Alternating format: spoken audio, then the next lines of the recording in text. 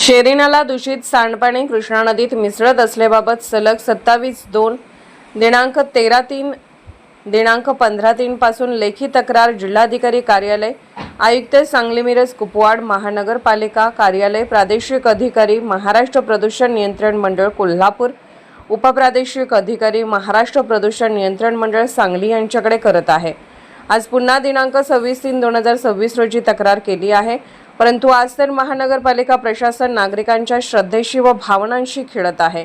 अमरधाम स्मशानभूमी येथील घाटावर जेसीबी नाल्याने मोठी चर काढून शेरी नाल्याचे सांडपाणी सरळ नदीत सोडले आहे। नागरिकांनी आपल्या नातेवाईकांच्या मृत्यूनंतर दहनविधी कार्यक्रम केल्यानंतर अस्थि विसर्जन सरळ शेरी नाल्याच्या सांडपाणी गटारीत सोडण्याची वेळ महानगरपालिका अधिकाऱ्यांनी आणली आहे। दिनांक 18/3/2026 रोजी निखिल घरत, प्रादेशिक अधिकारी कोल्हापूर, महाराष्ट्र प्रदूषण नियंत्रण मंडळ यांनी महानगरपालिकेत त्वरित नोटीस काढून याबाबत 7 दिवसात खुलासा करण्यास सांगितले होते, परंतु नोटीसीची दखल न घेता त्या प्रशासनाने केराची टोपली दाखवली आहे।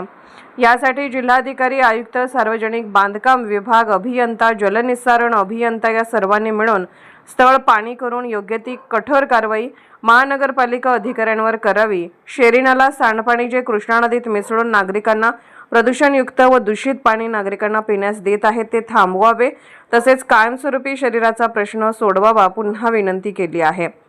रवींद्र कुबेर वळवडे, अध्यक्ष, सृष्टी संवर्धन फाउंडेशन, सांगली कोल्हापूर।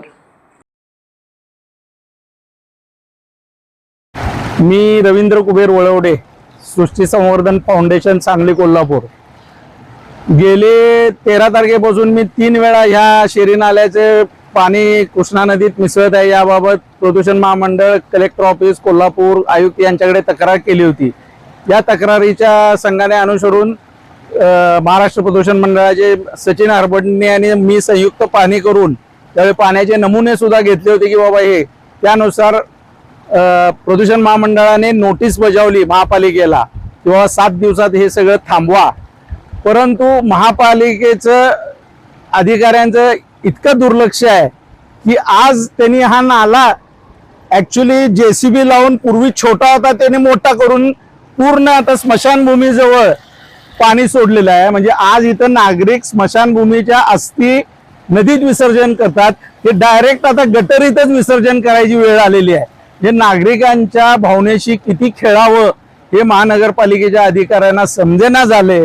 माझी आज आणि मी तक्रार केलेली आहे की हे पाणी मिसळत आहे, यामध्ये कलेक्टर, माननीय कलेक्टर साहेब, माननीय आयुक्त, जलनिस्सारण अभियंता, बांधकाम अभियंता यांच्या संयुक्त टीमने ही पाहणी करून हा नाल्याचा विषय वेळच थांबवावा ही माझी सर्व नागरिकांच्या वतीनं मागणी आहे।